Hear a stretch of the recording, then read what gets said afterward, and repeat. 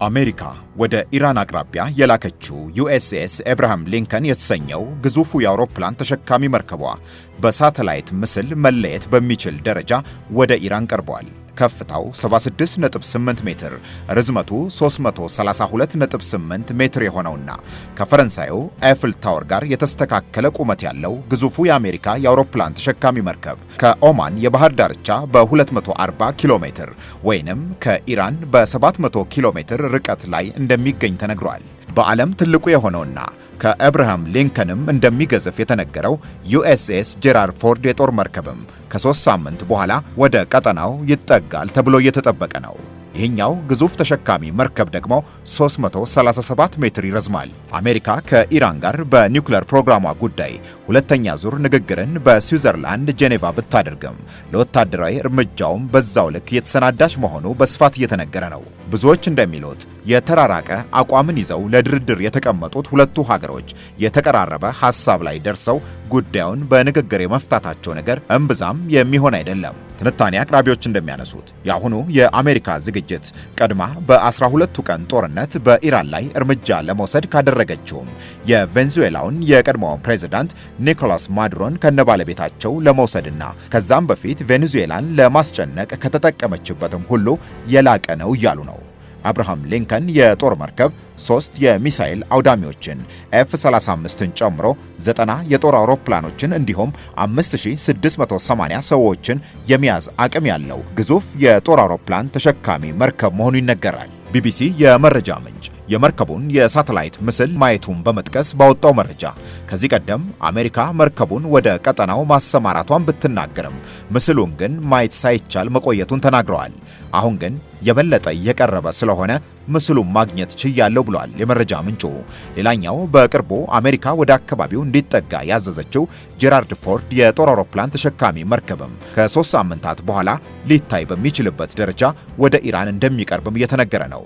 አሜሪካ በመካከለኛው ምስራቅ ዙሪያ 12 የተለያዩ አይነት የጦር መርከቦችን ማሰማራቷ በሳተላይት ምስል መለየቱም እየተነገረ ነው። 2 የረጅም ርቀት የሚሳኤል ጥቃት መፈጸም የሚችሉና የሚሰነዘሩ ጥቃቶችን ደግሞ መመከት የሚችሉ መርከቦች እንዲሁም ሌሎችም በዙሪያው መኖራቸው የተረጋገጠ ሲሆን ሌሎች 2 የሚሳኤል ጥቃትን የሚያመክኑ በምስራቃዊ ሜዲትራኒያን ሰዑዳ ቤይ በተሰኘ የአሜሪካ አየር ኃይል አቅራቢያ እንዲሁም ሌላ አንድ በቀይ ባህር ዙሪያ መኖሩም ተሰምቷል። ከዚህ በተጨማሪም አሜሪካ በአካባቢው ባላት የአየር ኃይል ዙሪያ ያሉ የጦር አውሮፕላኖች ቁጥርም እየጨመረ መሆኑን የሳተላይት መረጃዎች ማረጋገጣቸው ተሰምቷል። በጆርዳን በሚገኘው ሞዋፊቅ ሳልቲ ወታደራዊ ሰፈር F-15 እና EA-18 የጦር ጄቶችን ጨምሮ የተዋጊ አውሮፕላኖች ቁጥር በቅርቡ ጭማሪ ማሳየቱ ተነግሯል። የአሜሪካ የነዳጅ የጭነትና የግንኙነት አውሮፕላኖችም ከአሜሪካና አውሮፓ ወደ መካከለኛው ምስራቅ የሚያደርጉት ጉዞ እየጨመረ መሆኑም እየተነገረ ነው። በፍላይት ትራኪንግ ዳታ መሰረት ባለፉት ሳምንታት የአሜሪካ ወታደራዊ ዕቃ ጫኝ አውሮፕላኖች ወደ ጆርዳን፣ ባህሬንና ሳውዲ አረቢያ በምልልስ ከፍተኛ የወታደራዊ ቁሳቁሶችን ማራገፋቸውም ተሰምቷል።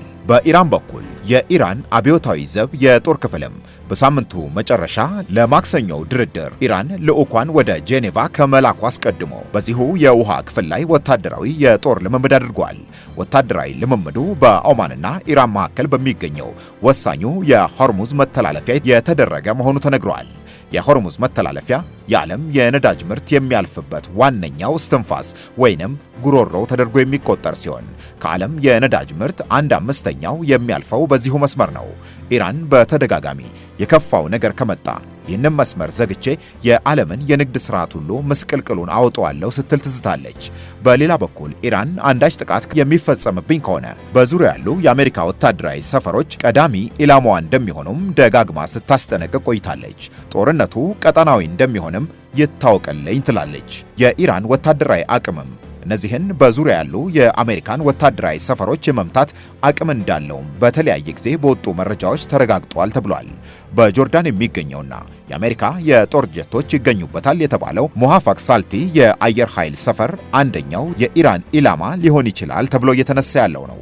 ከሰሞኑ ኢራን የጦር ሰፈሩን ይዞታ ቁልጭ አድርጎ የሚያሳይ የአኒሜሽን ቪዲዮን ሰርታ ሁሉም በቁጥጥራችን ስር ነው የሚል መልእክትን አስተላልፋለች። ሁለተኛው የባህሬን ካሊፋ ቢን ሳልማን ፖርት የሚሰኘው ለአሜሪካ የጦር መርከቦች አገልግሎት የሚሰጠው የጦር ሰፈር መሆኑም ይነገራል። ሶስተኛው በኢራን ኢላማ ውስጥ ይገባል የተባለው ደግሞ በኳታር ያለው ግዙፉ አልሁዴድ የአየር ኃይል የጦር ሰፈር ነው። እነዚህ የአሜሪካና ኢራን ንግግር ፍሬ ሳያፈራ ቀርቶ ነገሩ ወደ ጦርነት ካመራ የኢራን ኢላማ ሊሆኑ የሚችሉ ናቸው ተብለው የሚጠቀሱ የአሜሪካ የጦር ሰፈሮች ናቸው።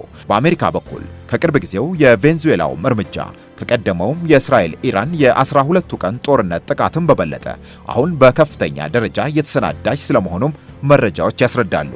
እነዚሁ መረጃዎች አንዱ ዝግጅት ከጥቃት ባለፈ በእነዚህ የጦር ሰፈሮች ላይ ከኢራን የአጸፋ ምላሽ የሚሰጥ ከሆነ ያንን ለማምከን በማሰብም እየተደረገ ያለ መሆኑን ያስረዳሉ። በኢራን 3 የኒውክሌር ጣቢያዎች ፎርዶ፣ ኤስፋሃን እና ናታንዝ ላይ ጥቃት ስትፈጽም በአካባቢው የነበራት 2 የአውሮፕላን ተሸካሚ 5 አጥቂዎች በሜዲትራኒያንና በቀይ ባህር ዙሪያ ነበር። እንዲሁም 3 ተዋጊ መርከቦችም በገልፍ አካባቢ ነበራት። ግን 3ቱን የኒውክሌር ጣቢያዎች የመቱት ቢቱ ቦምብ ጣዮች መነሻቸው በአሜሪካ ሚዙሪ ከሚገኘው የጦር ሰፈር እንደነበር ይታወሳል። የወታደራዊ ደህንነት ኤክስፐርቱ ጀስቲን ክራምፕ ለቢቢሲ ሲናገሩ እንዲህ አሉ።